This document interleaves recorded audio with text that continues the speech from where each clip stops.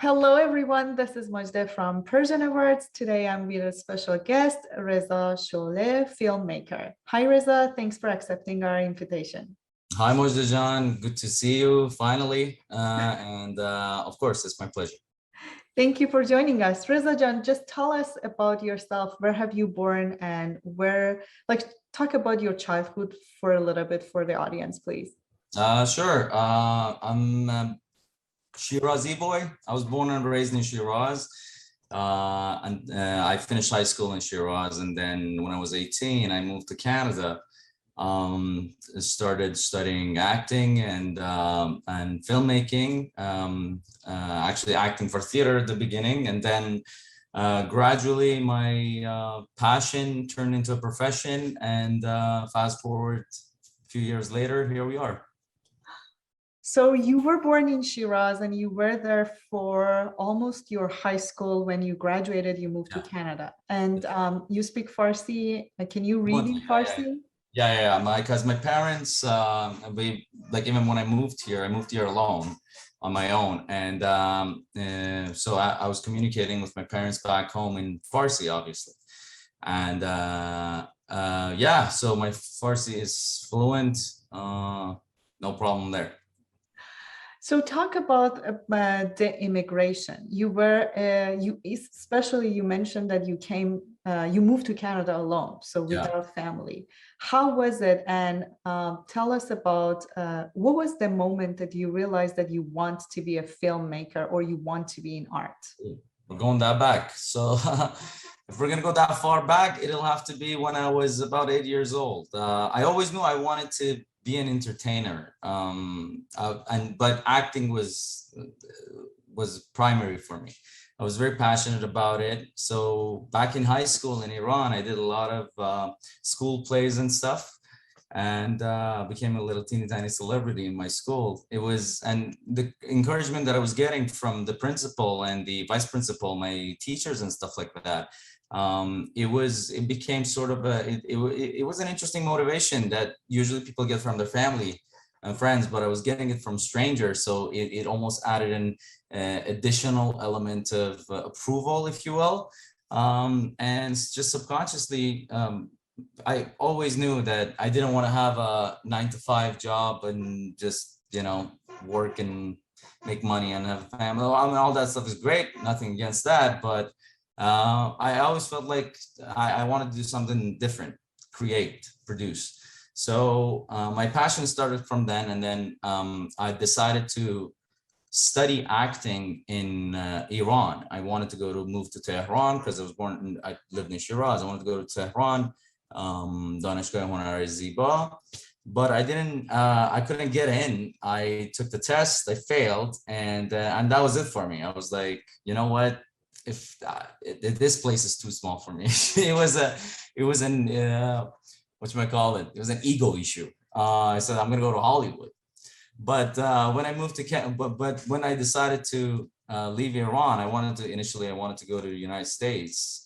It was shortly after 9/11. Migration to the United States, especially if you were from a Middle Eastern country, was, to say the least, difficult. And so that didn't materialize. And but Canada was the closest thing to the US, the American dream without the violence and with healthcare. So I ended up here.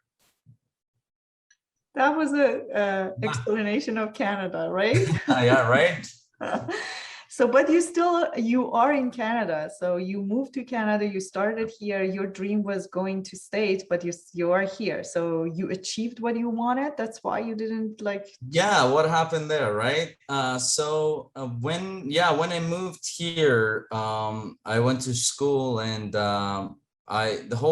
my game plan was always, all right, just learn the system, learn as much as you humanly can, become a professional, and then slip down to the US, because that's where essentially the hub of all things entertainment is. But what happened is I started making a couple of movies here that turned out to be, they worked, and I was able to get funding for them, and and sell them. And, you know, it was sort of it was a weird industry recognition that I was getting, where I realized that it's sort of working. So I started a production company, and then I had a business partner. I have a business partner that we produce a lot of my content together, and sort of stayed here. Like it became one of those things that, okay, let me do this thing now, and then maybe I'll move. And then it's still in the agenda. It's just been pushed down the road, it seems like. So it is still in your mind, but you achieve, so it's good. Tell us about your first film. Like, what happened? What was and you were telling me that you were successful, so it's really good. Like for first, Oddly enough, actually, that was probably, I don't know if it was a blessing or curse, the success of the first film. You can say both. I guess so. You can, because then you set expectations at probably an unreasonable level. So the first film, I was an actor. I got cast because I just moved from Iran. It's called Lost Journey. It was produced by N5 Pictures, starring yours truly and Andy, our own Andy Madadian. He played my teacher. Story of a Iranian boy who moves to Canada to go to school and finish high school and then university and stuff like that. But he gets introduced to the world of drugs, alcohols, and promiscuous sex and rave and all that stuff. So what happened was, when I auditioned, they were looking for someone whose Farsi is not accented, if I can. Yeah. So you can speak Farsi without an accent. Yeah. Okay. So without an accent, you're supposed to speak Farsi, and then your English was like, it was supposed to be, because the production is all English. It wasn't a Farsi production. However, they were smart enough to cast a mini celebrity out of LA and stuff. So they were thinking about everything. The English was supposed to be good enough where I could take directions, where it becomes very minuscule in detail and, you know, things that are, you better have a good grasp of the English language to be able to do it, especially communicating with a non-Farsi speaking director. And back then there was certainly no internet on the phone. I'm talking about 2006, 2007. There was definitely, the phones were all non-internet phones. And so it wasn't as easy to look up a word or, you know. So I got cast in this film, and the way I got cast, it was actually quite funny. I went to a pharmacy. It's like Shoppers in Canada, Shoppers Drug Mart. And I was in the lineup trying to buy a toothbrush. And like a naive little teenager that I was, any Iranian or a familiar face I would see that I could have struck up a conversation with, I would, and talk about my hopes and dreams and goals and plans and visions and stuff like that. So the person in front of me, he was Iranian, and he asked me, we just started talking randomly. I don't remember exactly how the conversation got started, but he asked me when I came here, what I'm planning on doing, stuff like that. And I told him, and he happened to be friends with one of the producers of the film, and he recommended me. And from then on, then I did the whole audition process and stuff. I got cast. The film came out in 2009 or 10, I think, a couple of years after. It played in 2 theaters in Canada, in Toronto, to be more specific, and in 2 theaters. So it's a small theatrical release. 2 theaters in LA, in California, Encino and Beverly Hills, somewhere else. And then after that, it went on Netflix for 4 or 5 years. I think it was on Netflix. So it did pretty okay, and it was very interesting. But after that film, and because I was a relatively novice actor, I didn't have much training. I didn't know the business. I didn't have an agent. I didn't know what IMDb was. Like, everything was pretty fresh and new to me. I thought that the offers are gonna roll in. doesn't work that way. You can be in a James Bond movie and the next day you got to go and hustle for the next role. You got to look at it just as a job. But I didn't have that knowledge. So I didn't know any better. And it was a letdown. It was a bit of a letdown. And then from then on, I got more interested in production aspect of filmmaking. So the director of the film and I, he's on horizontally. He's my business partner now. We became very close because he was only like 8 years older than me. He's the young director himself, and yeah, and then he was doing a lot of music videos for Iranian artists, for Indian artists, Arab artists, and I asked him if I could just go and help out on set, and they gladly accepted. Then I would go to set with them every now and again and learn the production aspect of it. And when I realized that I needed to learn a little bit more, I enrolled myself at a continuing education course at Ryerson Film Study.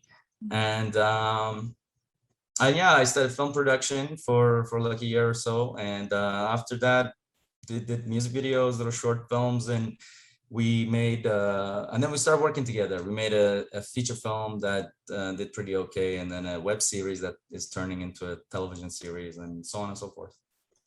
So you started like as an actor without any experience because it was your dream, and it happened that you spoke to someone in Shopper Drug Mart and he introduced you. So everything happened for you. And after that, you start doing education about it. Can you tell whoever wants to be like you or wants to have this path, go through this path, what is the difference? Can you say the difference? Is there any difference, or the practice and experience is enough? Yeah, there's a slight difference. What I would say, it's 80% practice and 20% academic, if you will. If you like the degree and this is what you're going for, you're trying to appease your family, and this is the diploma on the wall and stuff, go for it, go all the way to the top. But in practice, there's night and day. Nothing, throw everything out the window. Nothing like what you learn in the field, and it's a field because you're going to war. Filmmaking is going to war, and a producer is a warrior whose weapon is problem solving. That's all you're doing as a filmmaker, as a director, as a producer. So in my particular case, I was looking for specific things, specific skills that I wanted to achieve. So that's why I didn't. For production, I didn't do a full diploma, a full like a bachelor degree or anything like that. I was looking for specific courses I wanted to take to learn actually how the camera works, what is an aperture, how do you what are the difference between lenses and depth of field, stuff like that, and which was something I wasn't quite familiar with, and then editing. So I wanted to become familiar and learn the techniques and the technicality of everything. And after that, it just became practice. I started making a couple of music videos for free and promotional material videos and commercials for free, just to learn how to do it. And then from then on, and when I gained the confidence that, oh, this is something I can do and I'm good at it, then the money started rolling in. I was able to actually get paid gigs and making my own stuff. But I'd say 20% education. The true education is within you. And it's that will. When you say, if someone around the world, in Iran or around the world, whatever and whoever it may be, wants to do this, if they really want to do it, you'll figure it out. You will figure it out. If you really want to do it. And if you don't really want to do it, don't waste your time. Don't even waste a minute, because if you don't have that that fire inside you, that passion, it's very easy to get discouraged. It's the universe of rejection. This industry is all about rejection, and you gotta have a thick skin. You gotta have a goal and believe in it. It'll work if you really, really want it. But if it's something you're interested, there are probably better things that you're interested can be profitable much sooner.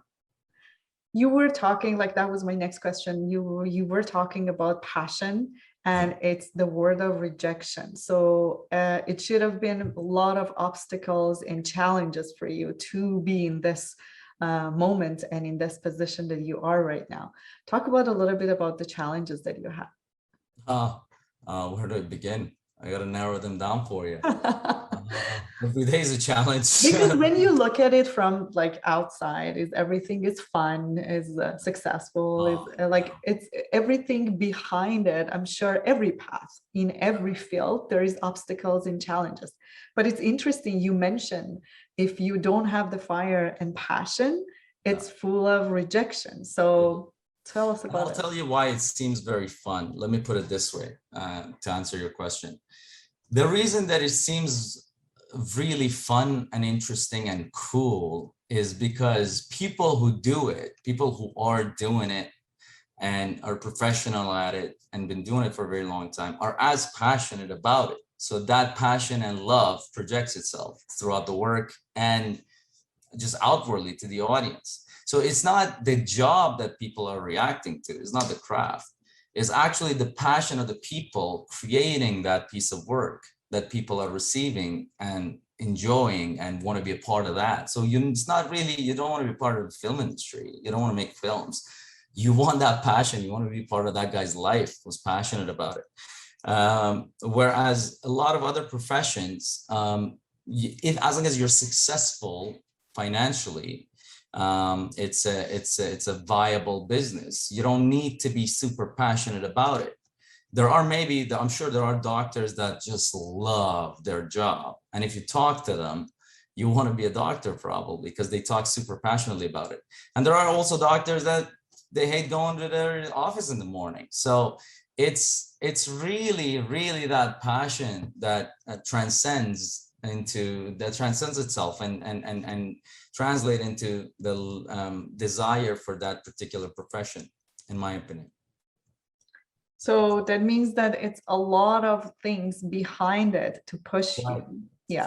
Quite. So just like every other job, you have issues on while filmmaking. As I said, like filmmaking is like going to war, and no matter what, almost the moment you decide to make a project, almost everything is going to be against you.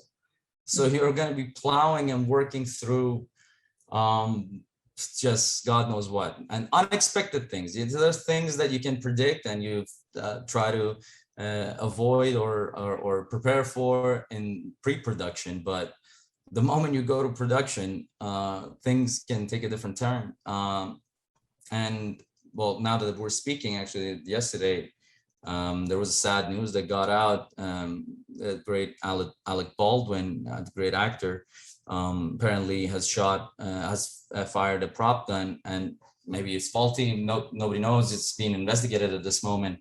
And sadly, the DP of that film, Russ, that they were making in New Mexico, got shot and got killed, passed away. The director got injured. So it's not to say that every set is dangerous and risky, but it's to say that they would have never thought in a million years this is what they had to deal with, or the movie would get shut down because of this particular issue.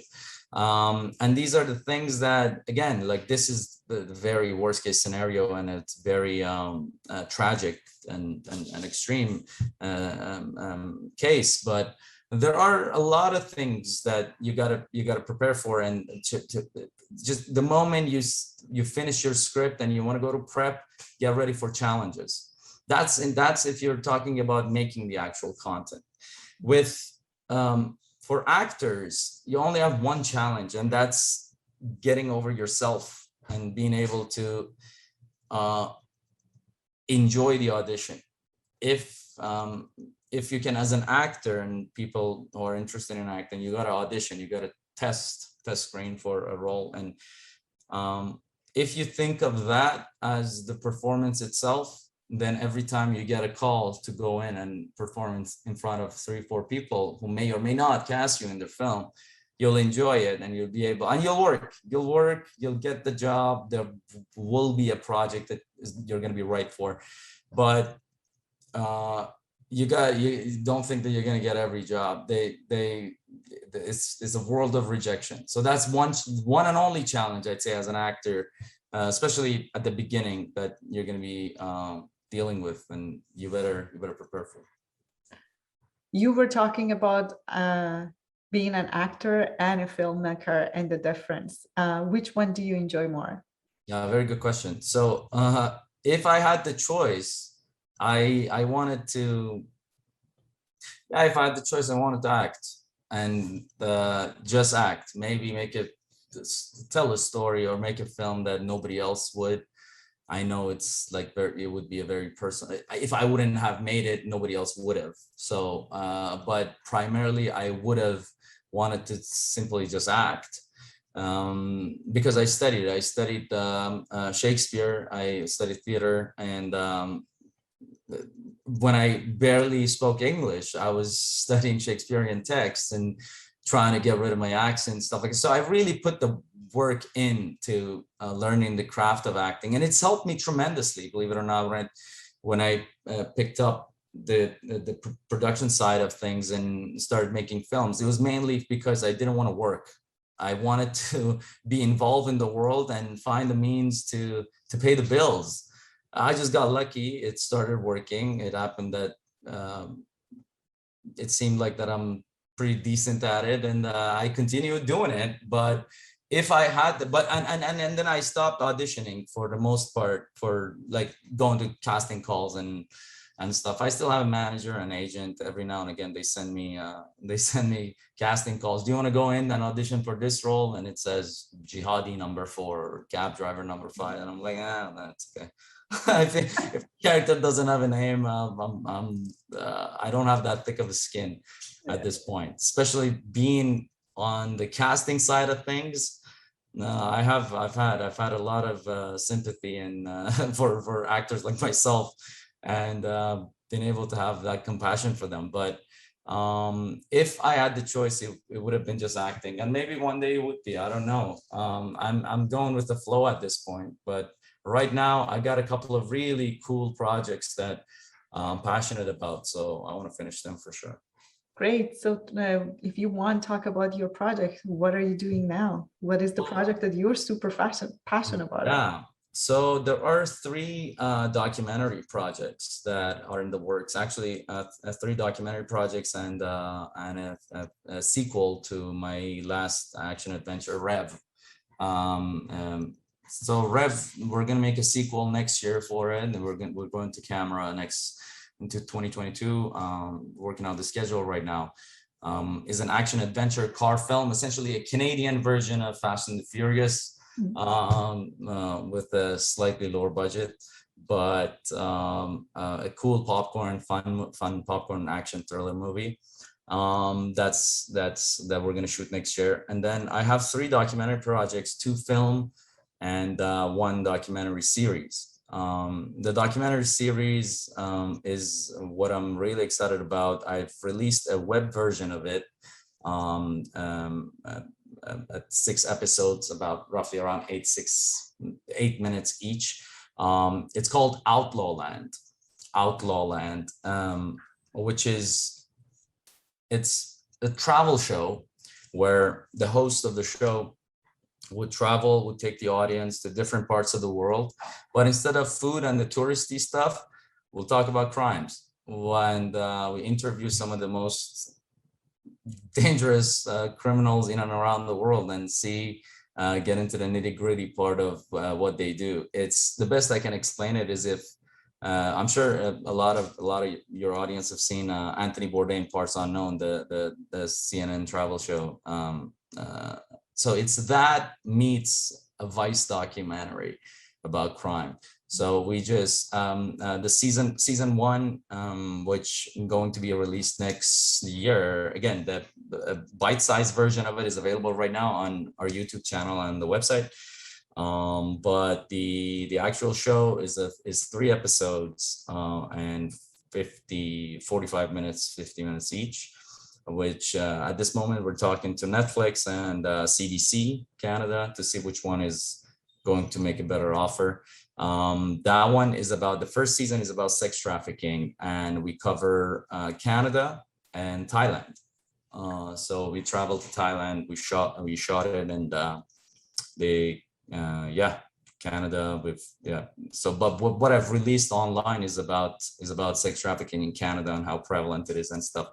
It's entertaining as well as informative, and stories we try to shine a light on stories that matter and might make a difference. And when did the subject come from? Like, why? So good question. So I made a documentary a couple of years back called Passport Control, which was quite a personal documentary,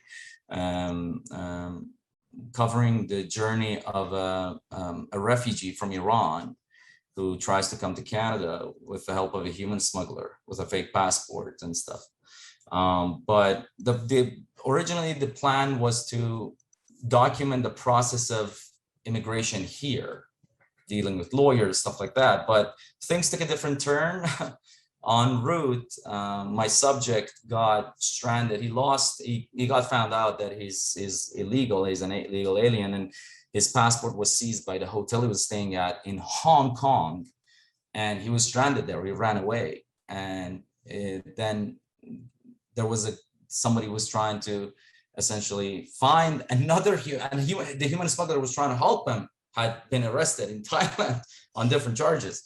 So he was totally stranded. He couldn't go to the embassy, and it was really a murky situation. And so somebody volunteered to go find a human smuggler in Thailand where they can forge him a passport and get him out of there. And I, like a crazy person, I went along and started filming the whole thing, and wearing spy cameras. Actually, I can show you the camera I used over there. Here it is. Using spy cameras to interview human smugglers and stuff. You see this pen? This is not a pen.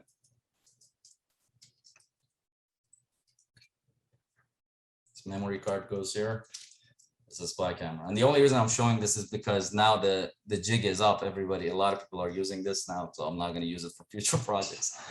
But then talking to some of these criminals, I realized that there is a human story there as well. However,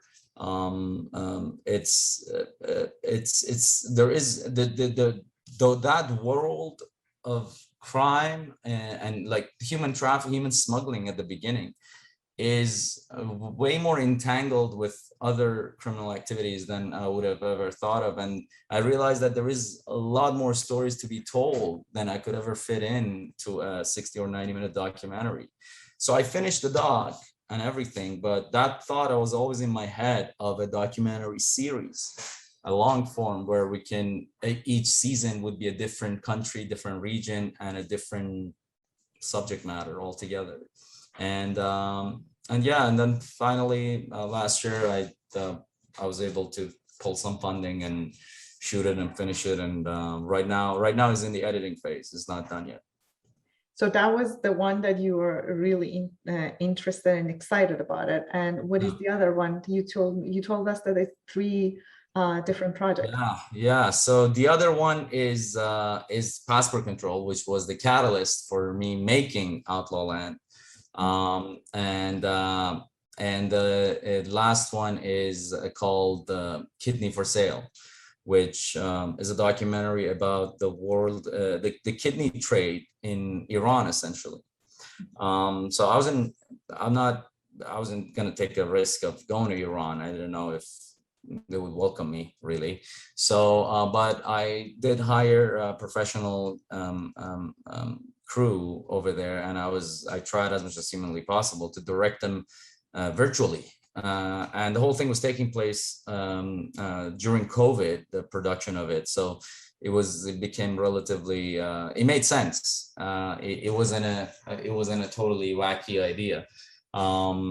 It seemed appropriate to not be there in person in contact with those people. But that one is about the world of kidney in Iran, the kidney trade, and it's called Kidney for Sale. The story of my subject matter is a man who decides to sell his kidney to fund a sex change operation, because it doesn't want to be a man anymore. It wants to be a woman, but it couldn't afford it. And because government of Iran subsidizes part of the SRS operation for transgender people and stuff if they want to do that, but he couldn't afford it, and he decided to sell a part of his body to be who he wants to be. And that one I'm very, very passionate about. The production of it has just finished. Editing hasn't started yet, but I'm hoping that that one would be I'm very passionate about that one as well. That's interesting that two of the projects that you were talking was about Iran. Yeah. So you have this in mind, and like this is still in your mind that you're thinking about there, and you're just making story about that. Tell us, what is this relation right now? Like, you've been here for a long time, right? Yeah. You grow up there, but all of your career, your life, you've been in Canada. So yeah. Where did this come from?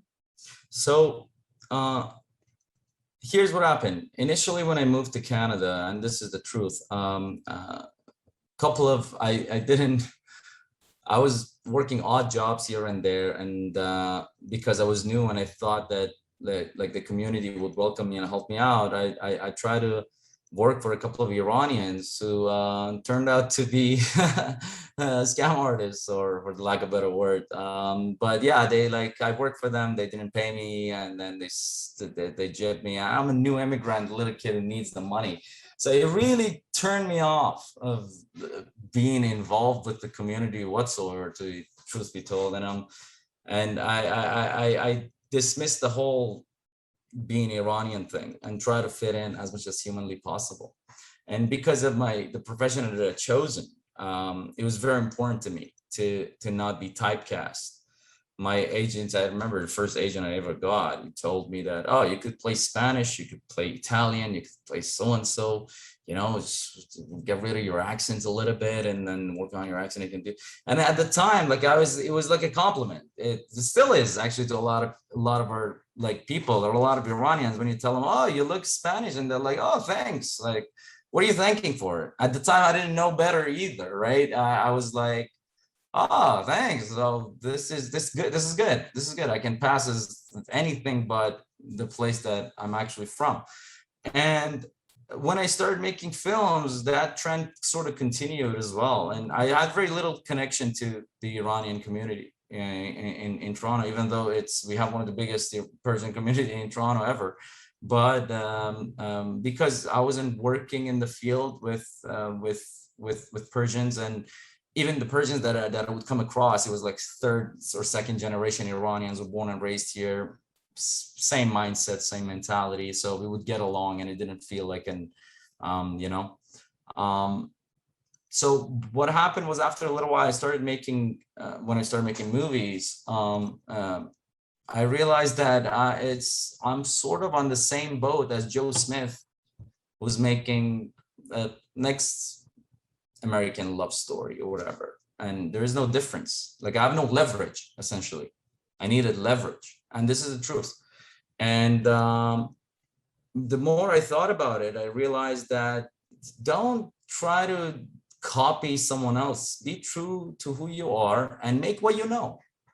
We have a lot, because every time I would sit and I would tell these kind of crazy stories, like at a gathering to my friends, or we would hang out at a bar or somewhere, and I would tell them, oh, in Iran it's like this is what happens. Like, you can sell your kidney, no problem. Or you could, you can't be gay or a lesbian, but you could change your sex. And they'd be shocked. Or the mass migration of Iranians to Canada. It's very, very interesting. And who better to tell that story than an insider? Then slowly I started writing some stuff, concept for a documentary or a story, and when I made Passport Control, then I realized that it was very well received. It's not out yet, but test screening and sending it to distributors and stuff like that. It was a story that worked better than anything else I had done. Not that I had done a lot, but the amount of, but it was quality, really. It was a story that was original. It was mine, was my voice. So I realized then after that there is a phase to migration. There is the phase of you wanting to fit in and trying to pretend that you're not from where you're actually from. And when you do fit in, when they do accept you, then you're like, no, I actually got something kind of cool to offer. If I dig a little deeper into my own background and try to draw from who I am and where I'm from and stuff. So yeah, it was after that where I still, like, for example, Rev is a completely English film, has no relevance to anything Iranian, but it's a commercial film, it's a popcorn movie, it's fun and stuff. But I'm very interested in continuing to make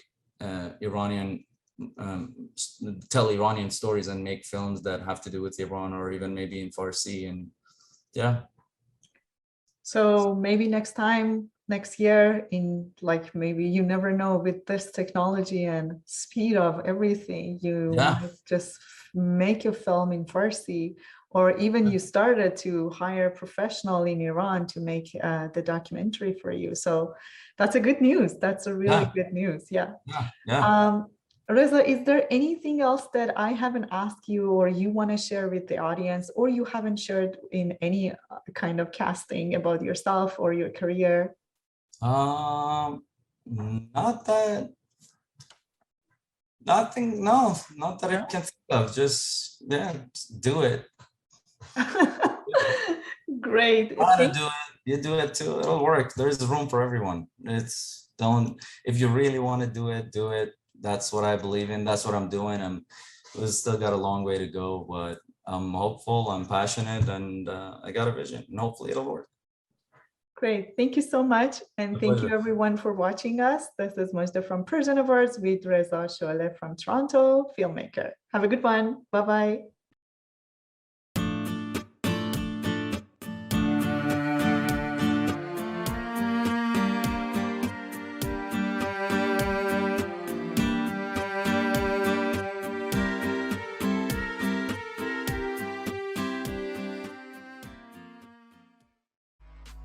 مژده هستم از پرژن اوارد، جوایز فارسی در ادبیات، موسیقی، هنر، سینما و بیزنس.